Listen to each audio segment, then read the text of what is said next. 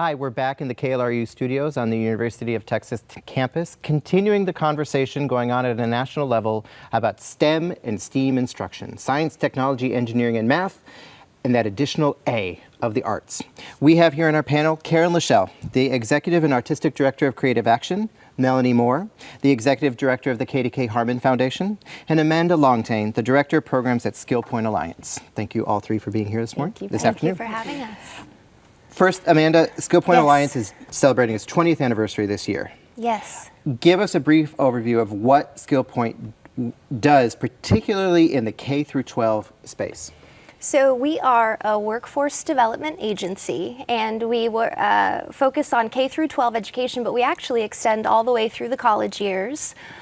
So we use project-based learning as our pedagogy, and we incorporate, science, technology, engineering, and math, and use STEM to help kids solve social justice problems. So an example is one of our programs, which is called Velocity Prep, and it's a 4-week intensive internship program where our students become, consultants and form businesses and do things like figure out how to bring clean water to the Texas colonias. We also have FIRST Robotics, which is really amazing and extensive here in Central Texas.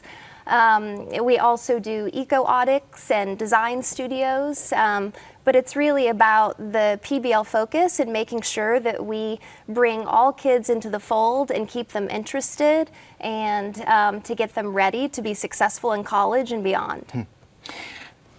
Now, Karen, we are in a high-tech corridor. We all know that, and so the connection to STEM to Austin makes perfect sense. Sure. The A has come on in full force in the last couple of years. Tell us about the addition of the arts when thinking about STEM. Well, when thinking about the arts in context of STEM, it really gives us an opportunity to give STEM context and content, to bring the real world into STEM learning. I mean, kind of like the program that she was describing where they're looking at the lives of people in the colonias and then making connections to the social justice element. The arts really give us a way to do that because through the arts we can explore the stories, the images, the sounds, the ideas, and really bring the learning to life. So the movement to include the A in STEAM was a really important way to acknowledge the role that arts really do play in that integrated learning when we can have a more holistic approach to education. Can you give us an example that you've done where that's actually played out? Yeah, I mean, one of my favorite examples of a project that we did at Creative Action where it really went from STEM to STEAM was a group of students in Del Valley that were middle school students who were part of a filmmaking club. And they'd been making narrative films and short films just on learning about filmmaking and that art form. And then they decided they wanted to make a documentary about science education. So then they set out on a project actually that would really pique their curiosity about the world. And they wanted to see what the curvature of the Earth looked like from space. So they actually created a documentary. They did a Kickstarter campaign where they raised the funds to buy a particular kind of camera so that they could go through a whole STEM process where they were doing the physics and learning about how they could take a camera into space using a weather balloon, filmed the whole thing.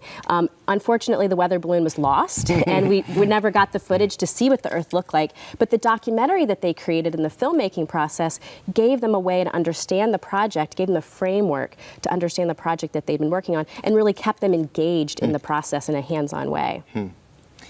Melanie, as the head of the KDK-Harman Foundation, you've made a strategic and important move to support STEM instruction. Tell us a bit about how you as a foundation arrived at that decision, and not only for your own behalf, how you managed to bring other foundations along in that quest to improve STEM access in the region. Okay.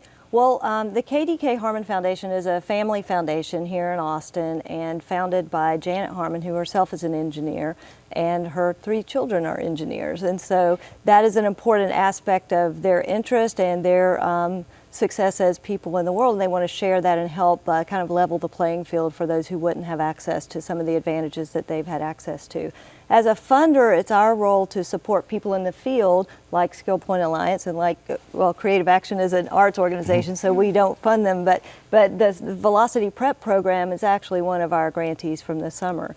So in addition to funding programs throughout the year for out of school time and in school, we're funding summer STEM programs in an effort to help STEM summer learning loss, which is a problem particularly for economically disadvantaged students. And one of the things we want to do, and one of the reasons the foundation narrowed its focus to STEM and out of school time, is because with limited funding, it's a thimble in the ocean. What can you do? And so this gives kind of a more precise surgical point of insertion to leverage the funds we do have to be able to help that. So you took a key moment in young people's lives, summer, Right. and said, okay, we know there's a big gap in learning there. That's where we're going to invest. Well, we're investing all the time, but we're focusing on summer learning now. Half of our grants budget the past 2 years has gone to summer Fantastic. STEM programs. Thank you, Melanie. Thank you all. Back to New York.